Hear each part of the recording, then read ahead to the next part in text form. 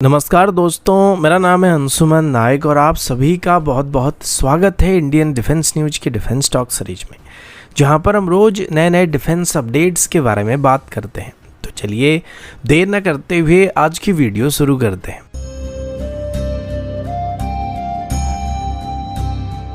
आज की पहली अपडेट भारत के 5th जनरेशन फाइटर प्रोग्राम यानी कि एमका प्रोजेक्ट की तरफ से है और अभी एमका में इस्तेमाल होने वाली एरो इंजन को लेकर एक बहुत ही बड़ा स्टेटमेंट इशू किया गया है। जीटीआरई की तरफ से दिए गए स्टेटमेंट के मुताबिक आगे चल के एमका के लिए जिस इंडिजिनस एरो इंजन को डेवलप करने का प्लान किया जा रहा है, जिसको लेके जून या जुलाई तक ऑफिशियल एग्रीमेंट को साइन करने की उम्मीद किया जा रहा है, अब उस इंजन को ही बदलने का फैसला किया जा रहा है। जीटीआरई के डॉक्टर एस.बी. रमण मूर्ति ने ये बात कंफर्म किया कि एमका के लिए जो नए इंजन को डेवलप किया जाएगा उसका मैक्सिमम थ्रस्ट आउटपुट अभी 110 किलोटन नहीं बल्कि 120 किलोटन के आसपास होने वाला है। इस क्लैरिफिकेशन से एमका की परफॉर्मेंस एम्बिशन को लेकर काफी सारे नए सिग्नल्स मिल रहे हैं। हायर थ्रस्ट का मतलब ये कि अब एमका बेहतर स्पीड के साथ सुपर क्रूज कर सकता है, यानी कि अगर मान लीजिए 110 किलोटन क्लास के इंजन के साथ एमका माक 1.2 या माक 1.3 की स्पीड पे सुपर क्रूज कर सकता था, तो 120 किलोटन क्लास के इंजन के साथ ही परफॉर्मेंस और थोड़ा इंप्रूव होने वाला है। इसके अलावा हायर थ्रस्ट होने का एक और बड़ा बेनिफिट ये होगा कि एमका भी शॉर्ट रनवे से काफी आसानी से टेक ऑफ कर पाएगा और साथ ही लद्दाख जैसे हायर ग्राउंड पर भी मैक्सिमम पेलोड के साथ एमका को टेक ऑफ करने में कोई दिक्कत नहीं होने वाली। जीटीआरई के मुताबिक 120 किलोटन क्लास की इंजन को एक फॉरेन पार्टनर के साथ मिलकर डेवलप किया जाएगा, जिसमें स्ट्रेटेजिक टेक्नोलॉजी ट्रांसफर भी शामिल होने वाला है। इसके अलावा डॉक्टर रमण मूर्ति ने इस इंजन के डिजाइन में ISS-LS यानी कि international standard station location system का भी इस्तेमाल करने का मेंशन किया है। ये एक ग्लोबल स्टैंडर्ड है जो इंजन के डिफरेंट पार्ट को नंबर और नाम को असाइन करता है, ताकि इंटरनेशनल कोलैबोरेशन में डिजाइन कंसिस्टेंसी और कम्युनिकेशन ट्रांसपेरेंसी को मेंटेन किया सकेगा और आगे चल के इस इंजन के डेवलपमेंट को और भी स्मूथ करने की उम्मीद किया जा रहा है। आज की अगली update Noida based startup company Veda aeronautic private limited की तरफ से, जिन्होंने इंडियन एयरफोर्स को अपना cutting edge jet power swarm drone system यानी कि सूर्यास्त्र मार्क 1 को डिलीवर करना स्टार्ट कर दिया है। वेदा एरोनॉटिक्स को अगस्त 2025 में इंडियन एयरफोर्स की तरफ से 300 करोड़ का कॉन्ट्रैक्ट दिया गया था, जिसमें Suryastra mark 1 smart unmanned munition system की 200 यूनिट को सप्लाई करने के लिए कहा गया था। इस ड्रोन का साइज काफी कॉम्पैक्ट है, जिसका लेंथ करीब 3.5 मीटर के आसपास और विंग स्पैन करीब 3 मीटर के आसपास है। इसका टोटल वजन करीब 90 केजी के आसपास है और इसका रेंज 150 किलोमीटर तक होने वाला है, जो कि इंडियन एयरफोर्स की प्रिसिशन स्ट्राइक कैपेबिलिटी को काफी हद तक बूस्ट करने की उम्मीद किया जा रहा है। सूर्यास्त्र मार्क 1 एक jet powered fixed wing swarm drone है जो लॉन्ग रेंज प्रिसिशन स्ट्राइक और टैक्टिकल ऑपरेशन के लिए डिजाइन किया गया।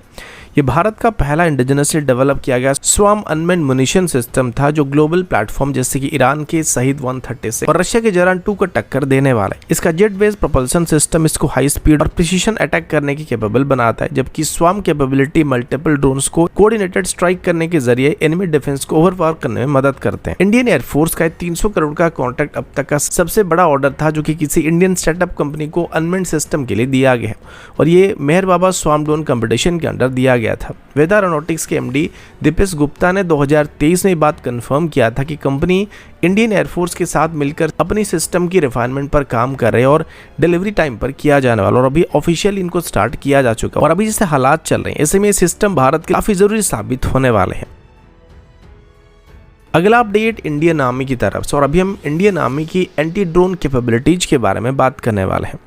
इंडियन आर्मी की तरफ से एक फ्रेश RFI को इशू किया जा रहा है, जिसमें पोर्टेबल एंटी ड्रोन सिस्टम या काउंटर UAV सिस्टम को खरीदने का प्लान किया जा रहा है। रिपोर्ट्स के मुताबिक इन सिस्टम को इंडियन आर्मी की तरफ से अपनी VMP-2 व्हीकल के ऊपर इंटीग्रेट करने का प्लान किया जा रहा है, क्योंकि हमारी इन्फेंट्री कॉम्बैट व्हीकल को दुश्मन की ड्रोन अटैक से बचाने में मदद करने वाले हैं। रिपोर्ट्स के मुताबिक अभी इन सिस्टम को फेज वाइज मैनर में इंडियन आर्मी में इंडक्ट करने का फैसला किया जा रहा है और इन सिस्टम को BMP-2 व्हीकल के गनर और कमांडर साइट के साथ भी फुल इंटीग्रेट किया जाने वाला है, ताकि दुश्मन की ड्रोन को डिटेक्ट करने के बाद एप्रोप्रिएट एक्शन को लिया जा सकेगा।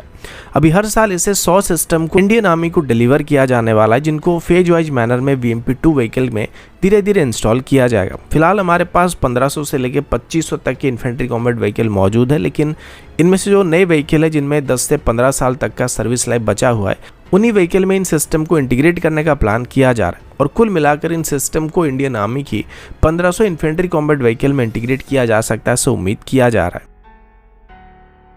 आज की अगली अपडेट पाकिस्तानी नेवी की तरफ से, जिनके मिसाइल टेस्ट के प्लान ने अरविंद सी के स्ट्रेटेजिक एनवायरनमेंट को और ज्यादा टेंस बना दिया। रिपोर्ट्स के मुताबिक 26 अप्रैल 2025 को पता चला था कि पाकिस्तान की नेवी भारत के special economic zone Gujarat coast के पास एक मिसाइल टेस्ट को करने वाली है, जो कि मैरीटाइम ट्रेड और सिक्योरिटी के लिए एक बहुत बड़ा सेंसिटिव एरिया है। ये टेस्ट पाकिस्तान के नवंबर 2024 में ship launch ballistic missile smart missile के टेस्ट के बाद हो रहा है, जिसमें पाकिस्तान ने अपनी एंटी एक्सेस और एरिया डिनायल कैपेबिलिटीज को दिखाने की कोशिश किया था।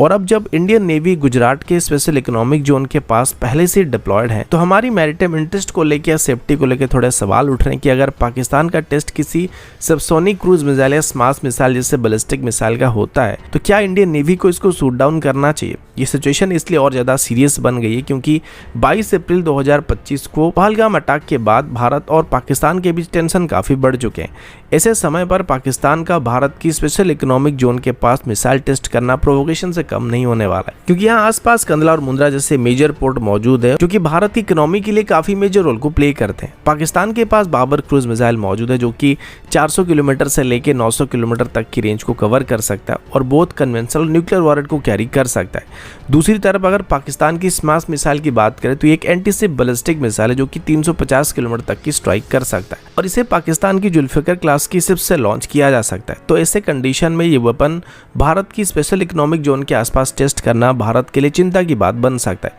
हालांकि अगर फायर पावर की बात करें तो इंडियन नेवी की फायर पावर के सामने पाकिस्तानी नेवी कहीं पर भी खड़ा नहीं होता, लेकिन अभी के सिचुएशन में इस तरीके की हरकत भारत को प्रोवोक करने के सिवा कुछ और नहीं होने वाला है। और इसके बदले में भी भारत की तरफ से अपनी INS सूरत से ब्रह्मोस और MR-SAM जैसे मिसाइल को टेस्ट किया गया, जो कि दिखाता है कि भारत पाकिस्तान की तरफ से फायर किए जाने वाले किसी भी लो फ्लाइंग क्रूज मिसाइल को डिस्ट्रॉय करने की क्षमता रखता है। साथ ही पाकिस्तान की नेवी पर ब्रह्मोस मिसाइल से ऑफेंसिव स्ट्राइक कर सकता है। आज की अगली अपडेट इंडियन नेवी के फ्यूचर मैरीटाइम प्लान की तरफ से, जिसमें एक बहुत ही इंपॉर्टेंट प्रपोजल को डिस्कस किया जा रहा है। इंडियन नेवी के बोइंग P-8I एयरक्राफ्ट को भी indigenous Rudram 2 anti ship missile से इक्विप करने का प्लान किया जा रहा है। ये मूव ना सिर्फ इंडियन नेवी की ऑफेंसिव कैपेबिलिटीज को एनहांस करेगा, बल्कि रीजनल डिफरेंस पोस्चर को और भी मजबूत बनाने वाला है। देखा जाए तो पाकिस्तानी नेवी टाइप 54A या P क्लास की फ्रिगेट और युआन क्लास की सबमरीन जैसे मॉडर्न प्लेटफॉर्म को भी इंडक्ट करके चाइना की मदद से अपनी कैपेबिलिटी को स्टेडीली अपग्रेड करने की कोशिश कर रहा है। इनमें एंटी शिप क्रूज मिसाइल और टॉर्पेडो जैसे एडवांस वेपन मौजूद हैं और अरविंद सी में सी डिनायल स्ट्रेटेजी के थ्रू पाकिस्तान खास करके चोक पॉइंट जैसे कि गल्फ ऑफ ओमान और मकरन कोस्ट के आसपास इंडियन नेवल ऑपरेशन के लिए थ्रेट बन सकता है। इसके अलावा चाइना हमारे लिए सबसे बड़ी प्रॉब्लम होने वाली है, जो कि इंडियन ओशन रीजन में हमारे लिए सबसे बड़ी प्रॉब्लम बना हुआ।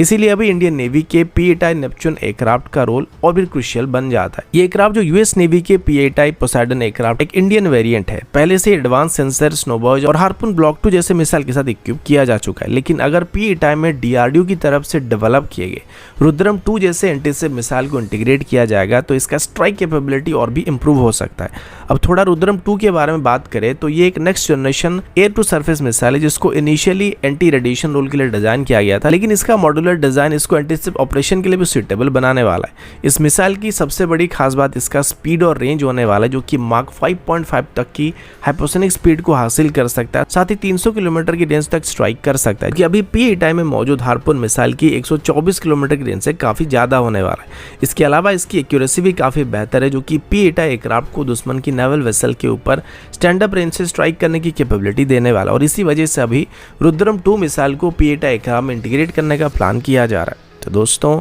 अभी के लिए इतना ही, मिलता हूँ आपसे अगली वीडियो में, तब तक के लिए जय हिंद, वंदे मातरम।